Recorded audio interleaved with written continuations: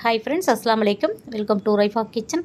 நாங்கள் பார்த்திங்கன்னா ரமலான் அன்னைக்கு வெளியில் போகலான்னு கிளம்பிட்டு இருந்தோம். பெருநாள் அன்னைக்கு எங்கேயுமே போக முடியல. சரி, மறுநாள் போகலான்னு கிளம்பணும் லேட் ஆகிடுச்சு. நைட்டு 11:30 மணி ஆகிடுச்சு. சரி, இதுக்கு மேலே எங்கேம்மா போக போகிறோம், எங்கேயும் வேணான்னு சொன்னால் என் பசங்க கேட்கல, எங்கேயாவது வெளியில் போய் ஆகணும்னு வச்சுங்க. இந்த டயத்தில் எங்கே போவீங்கன்னா வாங்க ஃபுட் ஸ்ட்ரீட் போகலான்னு ஃபுட் ஸ்ட்ரீட் கூட்டு போயிட்டாங்க. ஓஎம்ஆரில் இருக்கிற ஃபுட் ஸ்ட்ரீட் தான் போனோம்.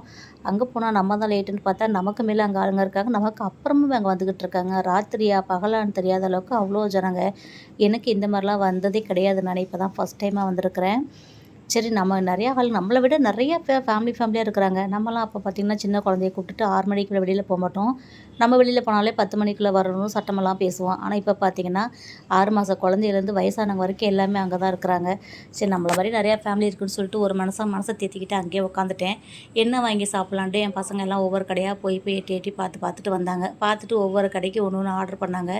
அதுக்குள்ளேயே மணி 12:30 மணி ஆயிடுச்சு. ஒன்று ஆர்டர் பண்ணாலும் அது வர்றதுக்கே அரை மணி நேரத்துக்கு மேலே ஆகுது. சரி, எதையாவது ஒன்று வாங்குங்கப்பான்னு சொல்லிவிட்டு நானும் ரைஃபா தூக்கி வச்சுட்டு ஒரு இடத்துல உட்காந்துட்டேன். ரைஃபா அங்கேயும் விடலை, ஒரு பசங்களையாக பார்த்து விளையாடிக்கிட்டு இருந்துச்சு. சரி, நம்ம உட்காருவாங்க, ஏதாவது வாங்கிட்டு வருவோம்னு சொல்லிட்டு நாங்கள் அந்த இடத்துலையே உட்காந்துட்டோம்.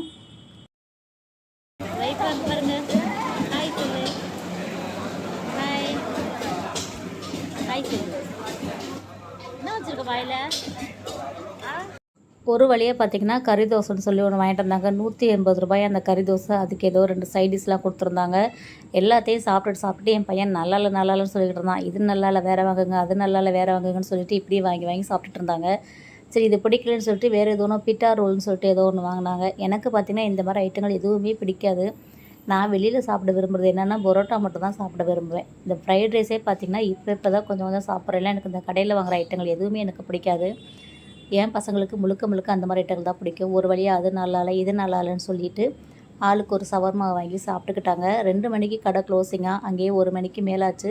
சரிம்மா, சுற்றி பார்த்ததெல்லாம் போதும் வாங்கன்னு சொல்லிட்டு ஒரு வழியாக வீட்டுக்கு வந்துட்டோம். நீங்கள் இந்த மாதிரி அன்டயத்தில் வெளியில் போயிருக்கீங்களான்னு சொல்லுங்கள். நாங்கள் வெளியில் போயிட்டு லேட்டாக வீட்டுக்கு வந்திருக்கோமே தவிர வெளியில் இந்த லேட்டாக கிளம்பி போனதே கிடையாது. இதுதான் ஃபஸ்ட் டைமாக நாங்கள் வெளியில் லேட்டாக கிளம்பி போயிட்டு வந்திருக்கிறோம். ஆனால் அதுவும் நல்லா தான் இருந்துச்சு. ரோட்டில் எந்த பயமும் இல்லை. நிறைய பேர் நம்மள மாதிரியே வெளியில் வந்துக்கிட்டு இருந்தாங்க. உங்களுக்கு இந்த மாதிரி அனுபவங்கள் இருந்தால் சொல்லுங்கள். இந்த வீடியோ பிடிச்சிருந்தால் லைக் பண்ணுங்கள், நிறைய ஷேர் பண்ணுங்கள். நம்ம சேனல் இது வரைக்கும் சப்ஸ்கிரைப் பண்ணால் பார்த்துட்டு இருந்தீங்கன்னா ப்ளீஸ் சப்ஸ்கிரைப் பண்ணி சப்போர்ட் பண்ணுங்கள். இன்ஷால்லா இன்னொரு வீடியோவில் பார்க்கலாம். பை ஃப்ரெண்ட்ஸ், அஸ்ஸலாமு அலைக்கும். இல்லை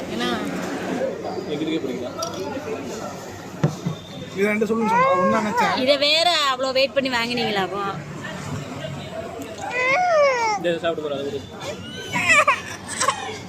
ரைப்பா வேணும்.